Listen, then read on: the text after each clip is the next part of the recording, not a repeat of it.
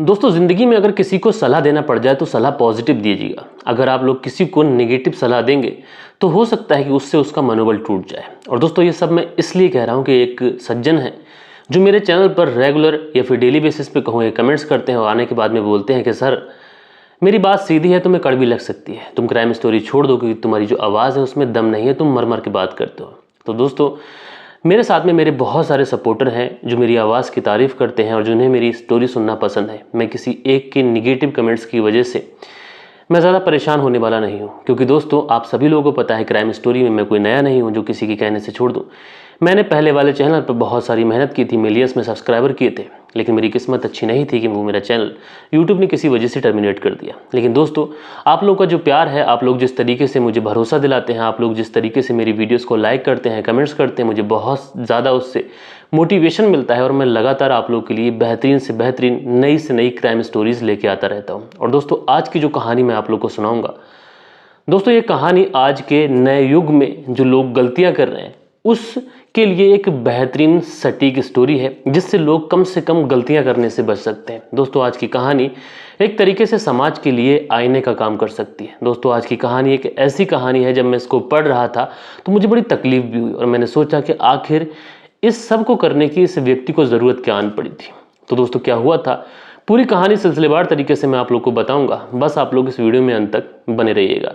दोस्तों पहले के ज़माने में कुछ चीज़ें ऐसी होती थी जिसे काफ़ी ज़्यादा सीक्रेट रखा जाता था। जैसे जो लव इनका जो रिलेशन है इसको बहुत ज़्यादा सीक्रेट रखा जाता, लोग डरते थे, बड़ों की इज्जत करते थे। लेकिन आजकल के ज़माने में जो आप लोग देखते हैं, जिस तरीके से डेटिंग ऐप चल पड़ी हैं और जिस तरीके से डेटिंग ऐप को लगातार बढ़ा चढ़ा कर पेश किया जाता है, उससे बहुत सारे लोग डेटिंग ऐप पर मिलते हैं। उससे बहुत सारे लोग डेटिंग ऐप पे मिलते तो हैं, लेकिन उसके बाद में कुछ ऐसा क्राइम हो जाता है जिसके बाद में जब ये क्राइम लोगों के सामने पहुंचता है तो लोग डेटिंग ऐप को जिम्मेदार ठहराते हैं और साथ के साथ उन लोगों को भी जिम्मेदार ठहराते हैं जो लोग डेटिंग ऐप के जरिए मिलते हैं और उसके बाद में क्राइम करते हैं। तो दोस्तों आज की घटना सिलसिलेवार तरीके से बताने वाला हूं। रात के 10 बज चुके हैं। मैं हूं आप सभी का अपना शावेज मलिक और हाजिर हूं आप लोग के सामने फिर से एक क्राइम की कहानी को लेकर, एक क्राइम की घटना को लेकर। और दोस्तों आज की जो कहानी, आज की जो घटना मैं आप लोग को सुनाने वाला हूँ, ये घटना है दिल्ली से। और दोस्तों दिल्ली से ही सटे हुआ गाजियाबाद, इसी में एक जगह पड़ती है अंकुर विहार। इसी दोस्तों अंकुर विहार में एक कॉलोनी पड़ती है। इस कॉलोनी के अंदर डीएलएफ के फ्लैट है। इन डीएलएफ के फ्लैट से अचानक से बदबू आने लगती है। जब डीएलएफ के फ्लैट से अचानक से बदबू आती है तो आस पड़ोस में जो रहने वाले लोग होते हैं वो काफ़ी ज़्यादा परेशान होते हैं। शुरुआत में तो लोग इग्नोर करते हैं, हो सकता है किसी वजह से बदबू आती हो, लेकिन दोस्तों जैसे जैसे समय गुजरता है ये जो बदबू थी ये लगातार बढ़ती जाती है। और ये बदबू ऐसी थी कि इससे पहले लोगों ने इस तरीके की बदबू देखी नहीं थी, ना तो इस तरीके की बदबू महसूस की थी। उसके बाद में वहाँ से जो लोग होते हैं सीधा पुलिस थाने में कॉल करते हैं और पुलिस थाने में कॉल करने के बाद में कहते हैं कि साहब ये जो डीएलएफ फ्लैट है यहाँ से बहुत ही ज़्यादा बेकार वाली बदबू आ रही है, आप जल्दी से आ जाइए और यहाँ की चेक इन कर लीजिए। अब जैसे ही पुलिस ये मामला सुनती है, पुलिस आनफान में उस जगह पर पहुँचती है जो अंकुर विहार में जो डीएलएफ के फ्लैट है वहाँ पर पहुँचती है। अब दोस्तों जहाँ पर जाने के बाद में जब पुलिस वाले उस फ्लैट की एक तरीके से तलाशी लेते हैं, जब उस फ्लैट को ओपन किया जाता है तो उसमें एक व्यक्ति की लाश मिलती है जो कि आधी सड़ चुकी थी और उस लाश से इतनी ज़्यादा बदबू आ रही थी कि वहाँ पर जो लोग होते हैं वो अपनी नाक पर रुमाल रख लेते हैं। अब उसके बाद में दोस्तों पुलिस वाले उस डेड बॉडी को बरामद करते हैं। अब दोस्तों बरामद करने के बाद में सबसे पहले पुलिस वालों के सामने सबसे बड़ी मुश्किल ये थी कि इस व्यक्ति की पहचान की जाए कि आखिर ये व्यक्ति कौन है। और दूसरी चुनौती पुलिस वालों के सामने ये थी कि आखिर ये व्यक्ति अगर पहचान भी हो जाती है, लेकिन कत्ल किसने किया है और कत्ल करने के पीछे वजह क्या है और ये क्यों हुआ कि आखिर लाश को इसी डीएलएफ के फ्लैट में बांध कर कोई इस शव को छोड़ गया है। अब जैसे ही पुलिस वाले इस पूरे मामले में छानबीन शुरू करते हैं तो सबसे पहले पुलिस को ये पता लगाना था कि ये व्यक्ति कौन है। अब दोस्तों पुलिस वाले जब पता लगाते हैं तो पता चलता है कि ये जो व्यक्ति है, इस व्यक्ति का नाम सुकेंद्र है जिसकी हत्या हुई है। अब सुकेंद्र है, रहने वाला कहाँ का, तो पता चलता है मोतीहारी बिहार का रहने वाला है और अक्सर इस फ्लैट में ये आता जाता था, ये फ्लैट इसी के नाम पे था। अब जैसे ही पुलिस वाले ये चीज़ें देखते हैं उसके बाद में पुलिस वाले अब ये पता लगाने की कोशिश करते हैं कि आखिर कत्ल किसने किया है और कातिल कौन है। उसके बाद में जो वजह है कत्ल की ये भी पता चलेगी। अब दोस्तों उसके बाद में पुलिस वाले छानबीन शुरू करते हैं। आस पड़ोस के जितने भी फ्लैट वाले होते हैं उन सबसे भी पूछताछ की जाती है, क्योंकि दोस्तों शहर का मामला, फ्लैट्स जो होते हैं उसमें कौन आता है कौन जाता है कोई इतनी नज़र नहीं रखता। उसके बाद में पुलिस वाले फैसला करते हैं कि इस फ्लैट में या फिर आस पड़ोस में अगर कोई सीसीटीवी कैमरास है तो उन सीसीटीवी कैमरास को चेक करना चाहिए। अब दोस्तों उसके बाद में जो सीसीटीवी कैमरा चेक किए जाते हैं तो उस सीसीटीवी कैमरे के अंदर एक व्यक्ति की फुटेज आती है। अब पुलिस वाले उस जो वीडियो थी उसको पॉज करते हैं, उसके बाद में उसे जूम करते हैं और जूम करने के बाद में इस व्यक्ति की पहचान करना शुरू करते हैं कि आखिर ये जो व्यक्ति है, जो संदिग्ध दिखाई पड़ रहा है इस कैमरे के अंदर, आखिर ये कौन है। अब दोस्तों उसके बाद में जब पुलिस वाले इस व्यक्ति की पहचान करते हैं तो पता चलता है कि जो व्यक्ति है ये कोई और नहीं बल्कि फ़हीम नाम का लड़का है। फ़हीम नाम का लड़का जो कि रहने वाला है दिल्ली के ब्रह्मपुरी चौक के आसपास रहता है जाफराबाद में, और वैसे रहने वाला है चंदौसी संभल का। अब दोस्तों जैसे ही पुलिस को ये पता चलता है कि ये लड़का फ़हीम है और रहता है इसी दिल्ली के जाफराबाद में है, उसके बाद में पुलिस आनन-फान में उस जगह पर पहुंचती है और जाफराबाद से फ़हीम को अरेस्ट करती है। अब दोस्तों अरेस्ट करने के बाद में सीधा से पुलिस थाने लेके आती है और पुलिस थाने लाने के बाद में अब पुलिस इस सुकेंद्र की मौत के बारे में, सुकेंद्र के कत्ल के बारे में इस व्यक्ति से पूछताछ की जाती है। अब दोस्तों शुरुआत में तो पुलिस को गुमराह करने की कोशिश करता है कि साहब उसका कोई लेना देना नहीं, कहाँ सुकेंद्र कहाँ फ़हीम। लेकिन दोस्तों पुलिस वालों के हाथ चूंकि सबूत लग चुका था, क्योंकि जो व्यक्ति था सीसीटीवी के अंदर मौजूद था और उसका जो फुटेज था सीसीटीवी के अंदर कैद हो गया था।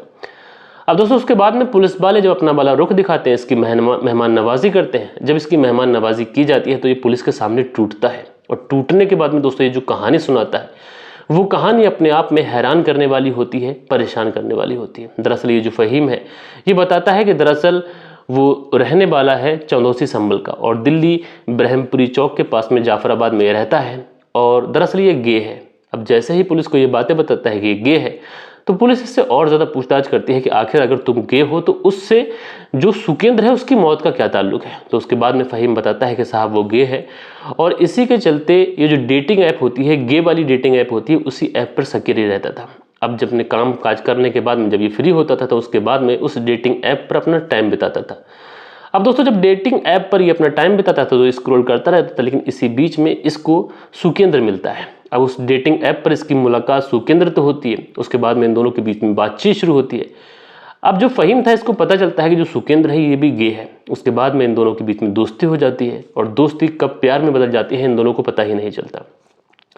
अब दोस्तों उसके बाद में इन दोनों के बीच में जो गंदी वाली बातें होती हैं उस चैट में होने लगती हैं। उसके बाद में ये दोनों कॉल पे भी बात करते हैं और उसके बाद में सुकेंद्र इस फ़हीम से कहता है कि दरअसल मिलना चाहिए। उसके बाद में फ़हीम कहता है ठीक है।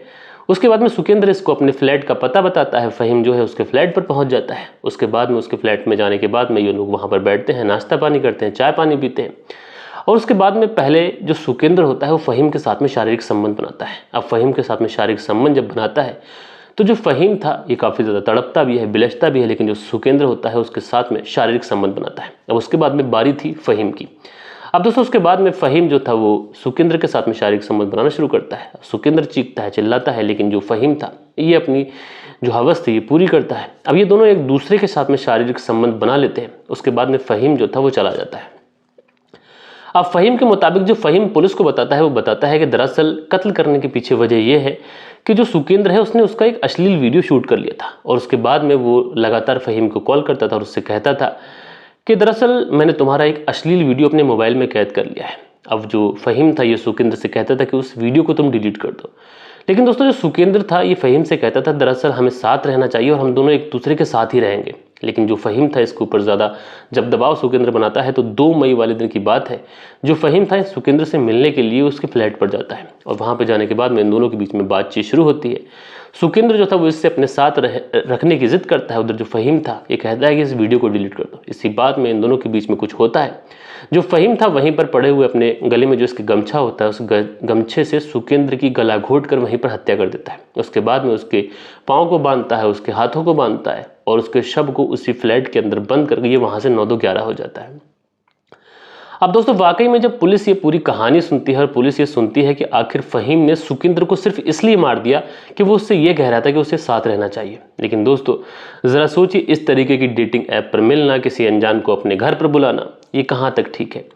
दोस्तों मैं सारे लोगों से ये कहना चाहता हूँ जो लोग डेटिंग ऐप इस्तेमाल करते हैं उनको कम से कम किसी अनजान से मिलना नहीं चाहिए, किसी अनजान पर भरोसा नहीं करना चाहिए। यहाँ पर फ़हीम ने जो सुकेंद्र के साथ में किया वो बहुत ज़्यादा गलत किया और अब पुलिस की गिरफ्त में है और पुलिस बहुत जल्द से जल्द इसके खिलाफ जो भी सबूत रहेंगे उसके आधार पर कार्रवाई कर इसको कड़ी से कड़ी सज़ा दिलाई जाएगी। लेकिन दोस्तों आप लोग इस पूरी कहानी में फ़हीम को कसूरवार मानते हैं, सुकेंद्र को कसूरवार मानते हैं, या फिर इन दोनों की भी कोई गलती नहीं है? आप लोग जो भी समझते हैं इस कहानी के बारे में आप लोग कमेंट्स करके ज़रूर से ज़रूर बताइएगा। लेकिन दोस्तों मैं ये कहना चाहता हूँ यहाँ पर फ़हीम ने जो सुकेंद्र के साथ में किया उसको उसकी जान लेने का कोई भी अधिकार नहीं था और मैं कानून से भी आग्रह करना चाहता हूं कि फ़हीम को सख्त सख्त सज़ा मिलनी चाहिए। बहरहाल दोस्तों, आप लोग जो भी कहना चाहें कमेंट्स बॉक्स में बताइएगा। और दोस्तों, कल के दिन आप लोग के जो भी कमेंट्स आए हैं, अब वक्त होता है कि आप लोग के कमेंट्स पढ़े जाएं। सो दोस्तों, हमारे वीडियोस पे जो कल के दिन कमेंट्स आए हैं, इसमें पहला कमेंट्स है स्टॉक टिप्स का। लिखते हैं अब इस दुनिया में प्रलय आना निश्चित है। तो भाई स्टॉक टिप्स जी, आपका बहुत बहुत शुक्रिया। उसके बाद में संजू राजपूत हैं, लिखते हैं बहुत खूब। तो भाई संजू राजपूत जी, आपका बहुत बहुत शुक्रिया। उसके बाद में फुल पट्टी फॉरेस्ट लवर हैं, लिखते हैं यह सही घटना है, मेरे गाँव के नज़दीक की है। तो भाई आपका बहुत बहुत शुक्रिया। उसके बाद में यूज़र हैं, लिखते हैं नाइस स्टोरी बैकुंठ पटेल सूरत से। तो भाई आपका बहुत बहुत शुक्रिया। देव कुमार जी हैं, लिखते हैं वेरी नाइस स्टोरी जी। तो भाई बहुत बहुत शुक्रिया आपका।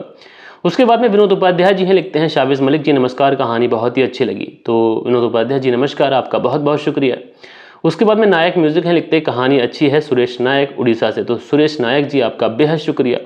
उसके बाद में मोहम्मद जोरेज हैं, लिखते हैं हम सबको अपने बच्चों के समय समय पर उनके साथ होने वाली घटना के बारे में जानकारी लेनी चाहिए और अगर किसी भी तरह की कोई प्रॉब्लम में हो तो प्रॉब्लम से बाहर निकालने में मदद करनी चाहिए। तो मोहम्मद जोरेज जी, आपने बहुत अच्छी बात कही। उसके बाद में अगला जो कमेंट्स है सिद्दीक अहमद जी का, लिखते हैं भाई क्या सर्दी आ गई हैं, गर्म कपड़े पहन लिए। तो भाई सर्दी की बात नहीं है, क्योंकि वीडियो बनाते हैं तो थोड़ा सा प्रोफेशनल लगना चाहिए। उसके बाद में सुनील त्यागी जी हैं, लिखते हैं इंसान कितना नीच हो गया है, हैवान बन जाता है। रेनू सुनील त्यागी शाना बुलंदशहर से। तो भाई आपका बेहद शुक्रिया। उसके बाद में अनुज गोदारा जी हैं, लिखते हैं नमस्कार सर जी, इंसान तो इंसान जानवर से भी बुरा है, इसको मालिक कैसे माफ़ करेगा। तो भाई अनुज गोदारा जी, आपका बहुत शुक्रिया। उसके बाद में सिद्दीक अहमद जी हैं, लिखते हैं ये दुनिया जंगल है, इसमें अच्छे और बुरे हर तरीके के जानवर रहते हैं, हमारे अच्छे बुरे कर्म के लिए ही स्वर्ग और नर्क बनाए गए हैं इस दुनिया को बनाने वाले ने। तो भाई सिद्दीक अहमद जी, आपने बहुत ही बेहतरीन बात कही। इससे उन लोगों को सीखना चाहिए कि वो ये देखें कि इस दुनिया के अंदर क्राइम करने की सज़ा दुनिया में तो मिलती ही है, लेकिन ऊपर जाने के बाद में उनको इसके किए की सज़ा ज़रूर मिलेगी। उसके बाद में AMG 3310 करके इनकी आईडी है, लिखते हैं मैं सीधी बात बोलता हूँ, डोंट माइंड, आप कुछ और करिए भाई, आपकी आवाज़ में दम नहीं है, मर मर कर क्यों बोलते हो।